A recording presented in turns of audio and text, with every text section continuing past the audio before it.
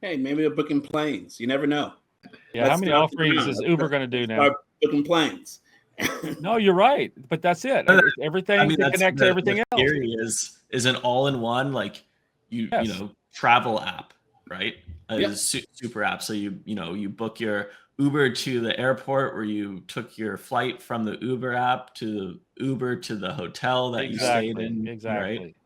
Yep. Then order your food once you get to the hotel from Uber. So I'd be curious though, like, would you guys actually do all your booking through Uber? It would be convenient. Why wouldn't you? If you have everything under one pane, why not? That's what literally keep it in the bubble. Yeah, absolutely. Pie in the sky. Pie in the sky. If I can get everything and don't have to basically do this, and this, and I don't have to share my credit card information with one company. Yep.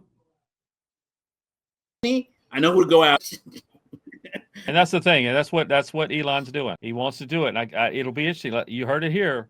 Elon is eventually going to work with Uber, and they're going to create a conglomerate or whatever you want to call it when two companies get together like that. I just have a feeling. I think Elon would team up like that, though. I don't see him as a big team up kind of guy. Yeah, because he wants to get to that goal, just like he has the goal to get to Mars. Remember, Google's people living there under Alphabet, right? And they basically formed the conglomerate and basically put everybody underneath it. And why not? He wants to be. Yep. He wants to be just like Steve Jobs. He wants to be just like the makers of Google, right? It's like, hey, he's the richest man in the world. He wants all the toys. Sounds like Sam Altman too. Like, he was really Daniel smart about it. Like, you could avoid the whole monopoly situation and just essentially run some sort of arm of Uber, kind of the same way that Expedia operates, because Expedia is just an aggregator. Like, they don't actually, they don't own anything. They just sit there, it's kind of like a Google search. They're just bringing all of the best data into one area.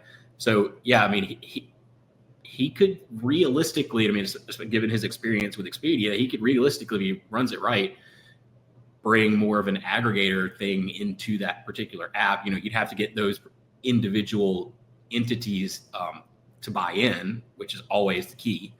Yeah. And, because they're going to want to know what their stake is in it other than you bring traffic.